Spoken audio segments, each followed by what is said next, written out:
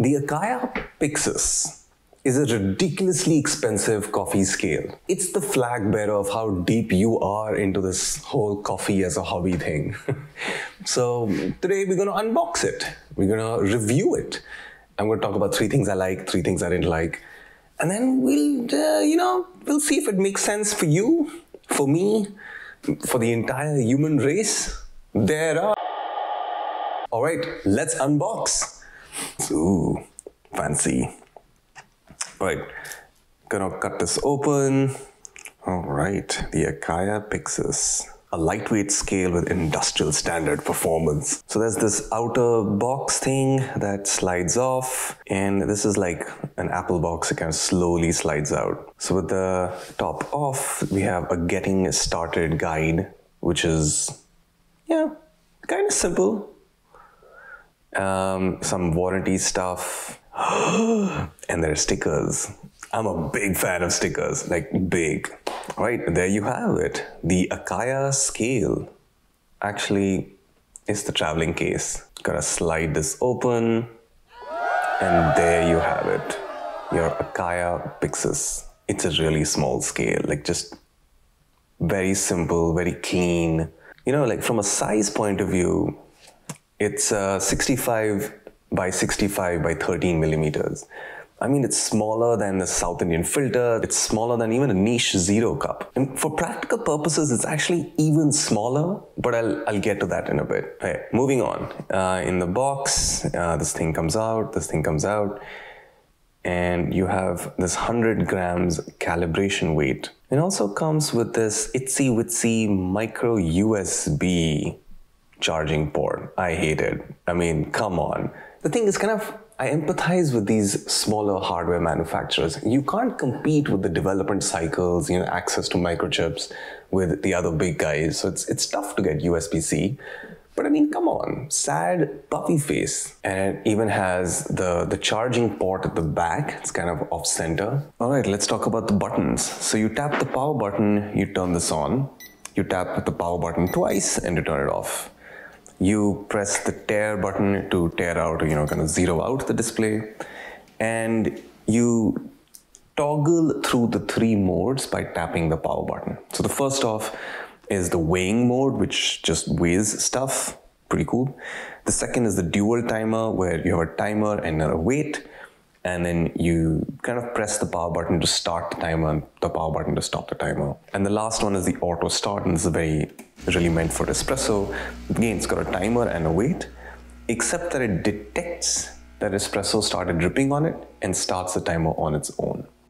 Okay, 3 things I like. The first, this thing is clearly for espresso. And by that I mean it's designed to the height of just 13 millimeters. It's really thin. So it gives a lot of gap between the group head and your scale to put in mugs of different sizes. That's awesome. Or even the modes that are on this thing. It's not trying to be multiple things, not doing pour over at all. It's just those 3 simple espresso focused modes. So it's not a versatile device. The second is that it's sexy, man. Like powder aluminium, even this LEDs, it's this amber, orangish, sultry look, grounded corners. It looks like a really good device. I mean, it makes everything else on the shelf look kind of outdated. The third thing is it's accurate, it's fast, and it's sensitive. So pretty much it does its job.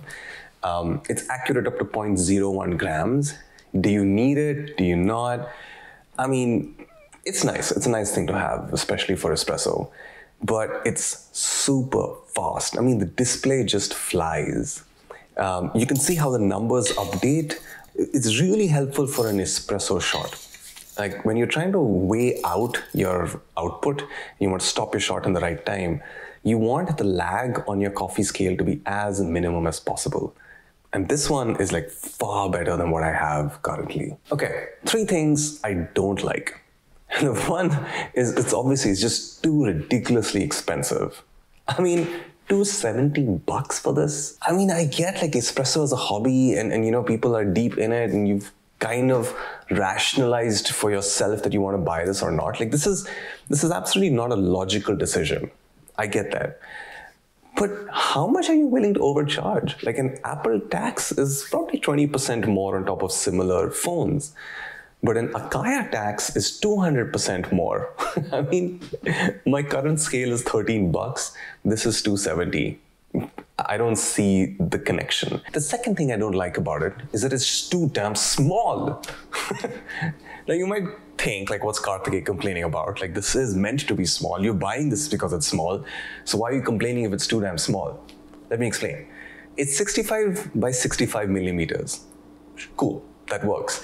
But because of how the display is there and the fact that you need to read the display, your cups have to fit in the top half. And that's like 47 millimeters diameter, or like 1 7/8 of an inch. That's really small. And of all the cups I have, none of them really fit on this. So if I need to make a latte, all my cups are kind of precariously hanging on this, almost going to fall behind, which is not what I like. Of course, the only thing that works are my little espresso cups. I get it. It's clearly meant for that. And it's not versatile. It's not meant for pour-overs, but it's not meant for lattes. Like, what? Who is this for? The third thing I don't like is the whole app situation. One, I have Bluetooth connectivity problems. Like, seriously, for a $270 device, I don't want to see, please retry your Bluetooth connection again. No. Two, these apps, confusing crapshoot on the marketplace. Like, why were these designed in the medieval age? Just give me something that could have been a really well-designed app, but you really ruined it. And the third is that it's very pour-over specific. Like, I don't want to know my V60 formula. This is an espresso device. Give me an espresso app. Give me flow rates. Give me things that matter. It's a really bad situation on the apps. So to sum it up, I struggle with the Acaia Pyxis. I mean, I was reading somewhere that this is perfect for people who brew with an espresso machine and a single dosing grinder. That's me. And I cannot call this perfect in any way. Like, I don't get it. And maybe some hints in that this was a limited edition model called the Acaia Cinco. Maybe the company found an addressable market, let's say, in a more commercial environment where you need to do one thing repeatedly, consistently, 1,000 times.